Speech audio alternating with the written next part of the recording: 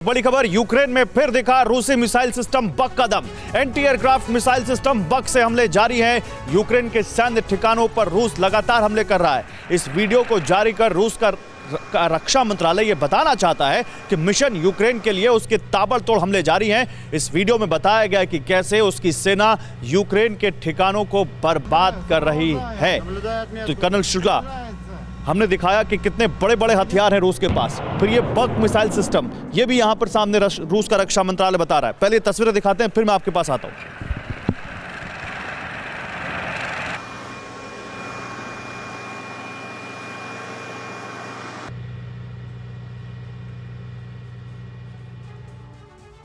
अच्छा, हम जाएंगे अपने मेहमानों के पास, लेकिन पर आ रही है अमेरिकी रक्षा मंत्री के कीव दौरे को लेकर बड़ा खुलासा हुआ है। विवेक के पास चलते हैं सीधे उसके लिए। विवेक, ये खुलासा ये है और बड़ी खबर ये है गौरव की न्यूक्लियर कमांड से जुड़े अपने रोल को निभाते रहे हैं लॉर्ड ऑस्टिन। पेंटागन के प्रेस सेक्रेटरी ने यह बात मानी है। ऐसा कोई वक्त नहीं आया जब ऑस्टिन फैसलों की प्रक्रिया से बाहर हो।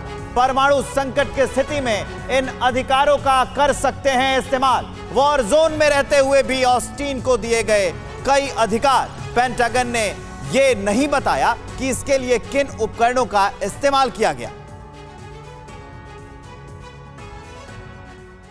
तो जाहिर है कि यह खबर बहुत बड़ी है। ऐसे में कुछ सवाल हैं जिन सवालों पर गौर कर लेते हैं। यह खबर इतनी बड़ी और सवाल ये उत्पन्न हो रहे हैं कि अमेरिकी रक्षा मंत्री को वॉर जोन में रहते हुए लीक से हटकर न्यूक्लियर फैसलों की प्रक्रिया में क्यों रखा गया है, यह बहुत बड़ा सवाल है। क्या पेंटागन को डर था कि रक्षा मंत्री के कीव दौरे के वक्त रूस न्यूक्लियर हमला कर सकता है? क्या पेंटागन को रूस की ओर से संभावित न्यूक्लियर हमले का कोई इनपुट मिला था, इसलिए ऐसा किया गया? ये सारे सवाल उत्पन्न होते हैं कि आखिर ऐसा किया क्यों गया। अमेरिकी रक्षा मंत्री को वॉर जोन में रहते हुए लीक से हटकर न्यूक्लियर फैसलों की प्रक्रिया क्यों की गई, ये एक बड़ा सवाल बनता है। तो colonel Shukla, back to that question जो हम यहाँ पे बात कर रहे थे कि रूस 9 मई को अपना शक्ति प्रदर्शन कर सकता है। टाइमिंग बहुत अहम है। इस बीच ये खबर भी आना कि अमेरिकी रक्षा मंत्री जब वॉर जोन में है तब भी वो न्यूक्लियर कमांड के उस प्रोसेस में है जहां पर अगर जरूरत पड़े तो अपने अधिकारों का इस्तेमाल कर सके। क्या ये लड़ाई और इंटेंस हो रही है? देखिए, जहाँ तक मेरा ख्याल है कि पुतिन के मन में क्या था, उसका ऑब्जेक्टिव क्या था, वो तो वही जानता है। लेकिन जो अभी टेक्टिकल सिचुएशन या बैटल सिचुएशन है उसके हिसाब से वो ईस्टर्न यूक्रेन को काट कर अपने हिस्से में जोड़ना चाहता है, डॉनबैस के एरिया को। तो 9 मई को कुछ फाइनल टाइमलाइन हमें दिख रही है? नहीं, मैं नहीं समझता। अगर रूस को इसको डिस्ट्रॉय करके जीतना ही होता तो वो एयरक्राफ्ट यूज करके 2 दिन में तबाह कर सकता था पूरे यूक्रेन को, इतना उसके पास आर्सेनल है। लेकिन उसने नहीं किया पूरे अपनी माइट का उपयोग। इसका मतलब ये वो लिमिटेड ऑब्जेक्टिव लेके चल रहे हैं जो ईस्टर्न साइड यूक्रेन का है उसको कब्जे में लेने के लिए। और हो सकता है ये युद्ध लंबा छिड़े, जब तक उसको सेटिस्फैक्शन नहीं होगा पुतिन को ही चलेगा। ठीक है, अंकिता के पास चलते हैं। बिल्कुल, और इस वक्त की बड़ी अपडेट ये आ रही है कि मई में नाटो देशों की रूस बॉर्डर पर ताबड़तोड़ वॉर ड्रिल जारी रहेगी। नाटो देशों के 10,000 से ज्यादा सैनिक वॉर ड्रिल में हिस्सा लेंगे। पोलैंड जिसमें होगा, फिनलैंड, एस्टोनिया, लातविया बॉर्डर पर युद्धाभ्यास होंगे। और आपको बता दें कि वॉर ड्रिल में फिनलैंड और स्वीडन भी शामिल होंगे। युद्धाभ्यास में फाइटर जेट, टैंक्स, तोपें और बख्तरबंद गाड़ियां भी शामिल होंगी। तो एक तरीके से अगर देखा जाए तो बूट स्ट्रैपिंग और शो ऑफ स्ट्रेंथ कहा जाए तो गलत नहीं होगा। और आइए अब आपको यह भी समझाते हैं कि रूस को घेरने के लिए नाटो कहां-कहां वॉर एक्सरसाइज करने जा रहा है। शुरुआत पोलैंड से होने जा रही है, जहां पर नाटो जल्द ही बताया जा रहा है वॉर एक्सरसाइज करेगा। और उसके बाद वॉर एक्सरसाइज ये शुरू होगी और यह युद्धाभ्यास 1 महीने तक चलेगा। उत्तरी और दक्षिणी पोलैंड पर ज्यादा फोकस रहेगा। साथ ही नाटो सेना के साथ तालमेल बढ़ाने पर भी इसमें जोर दिया जाएगा।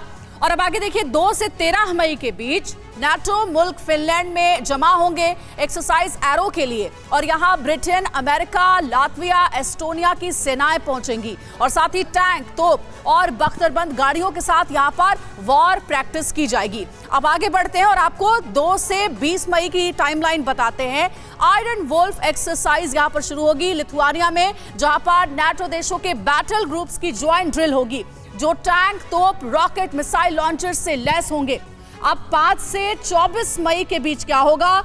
नॉर्थ मैसेडोनिया में स्विफ्ट रिस्पांस एक्सरसाइज का आगाज होगा। यह युद्धाभ्यास स्लोवेनिया, लातविया, लिथुआनिया में भी होगा और इसके अलावा वॉर ड्रिल का कुछ हिस्सा पोलैंड, एस्टोनिया और नॉर्वे में भी होगा। इस एक्सरसाइज में नाटो देशों की एयरबॉर्न ऑपरेशन एक्सरसाइज को परखा जाएगा, यानी कि पैराट्रूपर्स के जरिए दुश्मन के घर में घुसकर सरप्राइज स्ट्राइक करना मकसद है इस वॉर एक्सरसाइज का। अब नाटो का प्लान पुतिन क्या है? जाहिर है कि ये वॉर एक्सरसाइज इसीलिए हो रही है ताकि पुतिन को पटखनी दी जाए, लेकिन कामयाबी कितनी मिलेगी ये तो आने वाला वक्त बताएगा। अब देखिए तारीख जो है वो सेंटर 16 से 27 तारीख के बीच में आपको बताते हैं मई में क्या होने वाला है। Defender Europe, 22 Poland, Lithuania, Estonia ये सारे देश शामिल होने वाले हैं। लातविया, अल्बानिया, जर्मनी में भी एक्सरसाइज होगी। स्लोवेनिया और स्लोवाकिया में भी युद्धाभ्यास होगा। जल्द से जल्द सैनिक हथियार तैनात करने की एक्सरसाइज, दुश्मन को जमीन और आसमान से सरप्राइज करने की प्रैक्टिस, ये जंगी तैयारी के तहत, और इसे ही परखने के लिए मैदान, नदी और पहाड़ों में युद्धाभ्यास होगा। यानी कि तीनों ही मोर्चों में ये वॉर एक्सरसाइज की जाएगी। बहल साहब, क्या लगता है कि नाटो के इस वॉर एक्सरसाइज से पुतिन को पटखनी मिल पाएगी? क्या रूस को डरने की जरूरत है इस वॉर एक्सरसाइज? देखिए, ऐसे अंतरराष्ट्रीय एक्सरसाइजेस तब की जाती हैं जब वो सबको यूनाइट करना चाहते हैं, इंटरऑपरेबिलिटी बढ़ाते हैं ताकि उनके सिस्टम्स एक दूसरे के साथ बात कर सके, उनकी टैक्टिक्स और वो समझ सकें। और सबसे अहम बात जो ये है, एक पॉलिटिकल मैसेज जाता है पुतिन को कि देखो हम सब इकट्ठे हो रहे हैं, हम ट्रेन कर रहे हैं, और कल अगर कोई एग्रेशन होता है रशिया की तरफ से, फिनलैंड नहीं पर कोई नाटो कंट्री पे, पोलैंड जैसे, तो उनका जवाब दिया जाएगा। लेकिन एक बहुत अहम चीज है यहाँ पे कि एक बहुत ही नैरो स्ट्रिप है कलिनिनग्राड, जहां पे रशिया की बाल्टिक फ्लीट है। अगर एयरबॉर्न एक्सरसाइजेस हो रही हैं, यानी कि हवा से पैराट्रूपर्स को ड्रॉप किया जाएगा और सी से भी लाया जाएगी फोर्सेस, तो कलिनिनग्राड के ऊपर भी दबाव बन सकता है। और ये एक मैसेज भी शायद वो भेज रहे हो। ये सारी की सारी कंट्रीज अगर आप देखिए, पोलैंड, लिथुआनिया, एस्टोनिया, लातविया, ये सब उसके अराउंड हैं। और ये स्ट्रैटेजी नाटो की फिलहाल देखने को मिल रही है, लेकिन इसको जवाब कैसे रूस देगा, इसके बारे में भी जरूर व्लादिमीर पुतिन इस वक्त स्ट्रैटेजी तैयार कर रहे होंगे। अड़ी सोमवार से शुक्रवार शाम 6 बजे सिर्फ TV9 भारतवर्ष पर।